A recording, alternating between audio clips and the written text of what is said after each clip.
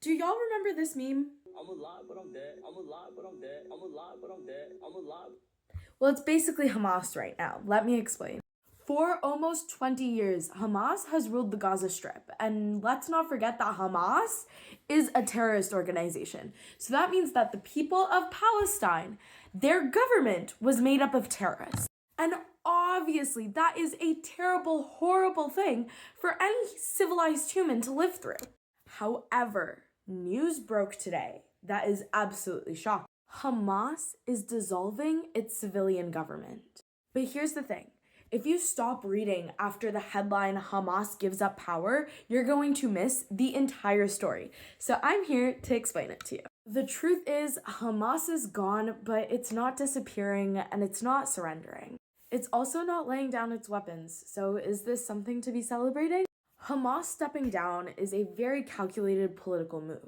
It's dependent on ceasefire negotiation, humanitarian aid, and the future governance of Gaza. I am by means no expert, so I can't explain everything to you. But I will be answering the 3 most important questions. What's happening? Why is Hamas making this move now? And what's expected to happen next? This could become one of the most important turning points in the war, or it could be another dead end. To understand what's happening, we have to separate 2 things: governance and fighting.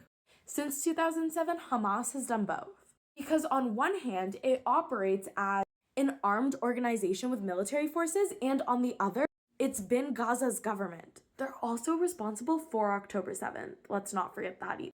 Over the last 20 years, Hamas has been the ones running ministries, managing municipalities, overseeing electricity and watering systems. Very importantly, they've been operating the school as well as hospitals. So to be clear, the terrorists are in charge of both curriculum and healthcare. What needs to be abundantly clear is the control Hamas had over Gazan civilian society. Because it wasn't just a militant movement, it was the administration. Now, these civilian infrastructure responsibilities are being transferred to the National Committee for the Administration of Gaza, NCAG.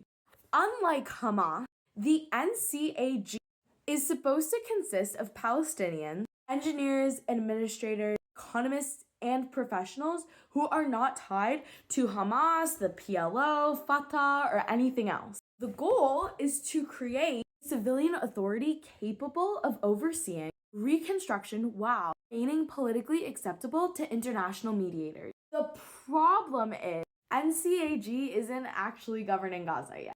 The leadership still remains outside of Gaza, so in order for the NCAG to take over, they need political approval, security guarantees, and most obviously access to territory. So yes, today Hamas has announced their intentions to transfer civilian administration, but it technically hasn't happened yet. With everything in life and politics, timing is everything. And with an Israeli election around the corner, here's what you need to know. The first reason Hamas would do this right now is because it's practical. Governing Gaza today is almost impossible. This is because the economy has collapsed, infrastructure has been devastated, and millions are reliant on humanitarian assistance. And if Hamas catches you seeking assistance, the second reason is diplomacy. Transition aligns with ceasefire agreements. By publicly accepting this concept, Hamas may be trying to show how flexible they can be in negotiations. Some people are arguing that this actually shifts attention towards Israel away from Hamas and shows whether the issue is Israel not willing to accept an alternative Palestinian government or if it's actually Hamas. Many Israeli officials are rejecting this interpretation because Hamas has not ultimately agreed to disarm. Hence the whole "I'm alive but I'm dead" meme. From the Israeli perspective, replacing ministers while leaving armed forces intact does not fundamentally alter the security situation. If anything, it's better for Hamas because they no longer have governance responsibilities and get to be full-time terrorists again.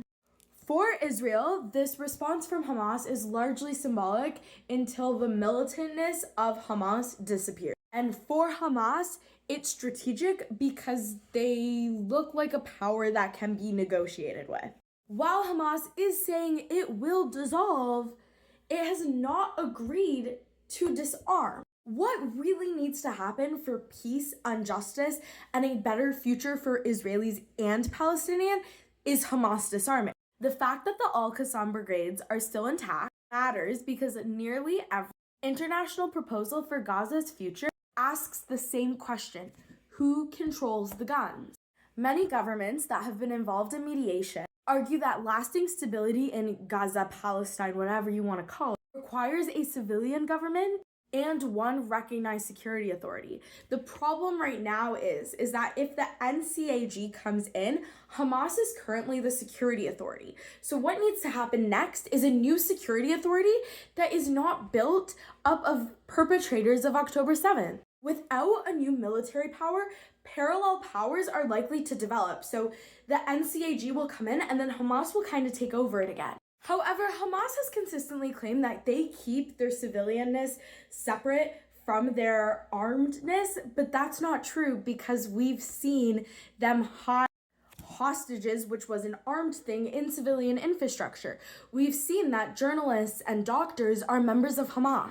We know that there are terrorist tunnels in the schools. So this duality and the lack of separation between the civilianness and the armedness is going to be the biggest obstacle to a long-term agreement. The key driver behind this big headline is the humanitarian crisis, which means that it's time to talk about UNRWA. UNRWA stands for the United Nations Relief and Works Agency. Recently, 70 people were fired for having ties to Hamas. UNRWA operates in schools, shelters, medical facilities, and aid distribution systems across Gaza, but it also has ties to Hamas. Because of Hamas and the way they treat civilians and the way they treat Israel, getting aid into the hands of civilians and children has been almost impossible. And there's been multiple accounts of people getting when they go to access aid. UNRWA has recently established a permanent office in Turkey, which is incredibly dangerous for Europe because of UNRWA's ties to Hamas. If anything, the fact that UNRWA is now located in Turkey is currently giving Hamas more power, even with this Hamas is stepping down from civilian control. Because according to the Foundation for Defense of Democracies, Hamas will have access to international infrastructure, if I'm understanding that right. I think that the role of UNRWA can be a whole other video.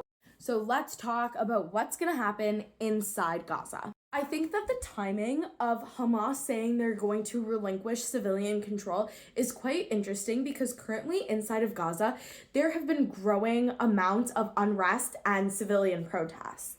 Because of anti-Hamas demonstrations, it makes it hard for Hamas to stay in power. Because public demonstrations have historically been limited in Gaza because of the security of the environment, these demonstrations happening recently are incredibly notable. Even though their size and knowing what is actually happening is hard to know because of the tight control Hamas has on the media. It's hard to say for sure if these protests represent the beginning of a broader political shift or are isolated frustrations, but they show that Hamas is facing a new sort of pressure inside Gaza. What's going to happen next is unclear and could even make the headline completely irrelevant. Some questions that need to be answered are these. Can the NCAG actually enter Gaza? Will Israel allow for the transition? Can international mediators create security agreements that are acceptable to both sides? Will Hamas ever agree to disarm? And honestly, so much more, especially the fact that for years in school curriculums and TV shows, you've seen Hamas propaganda. There are entire generations that hating Jews and fighting for Al-Aqsa is all they understand and know.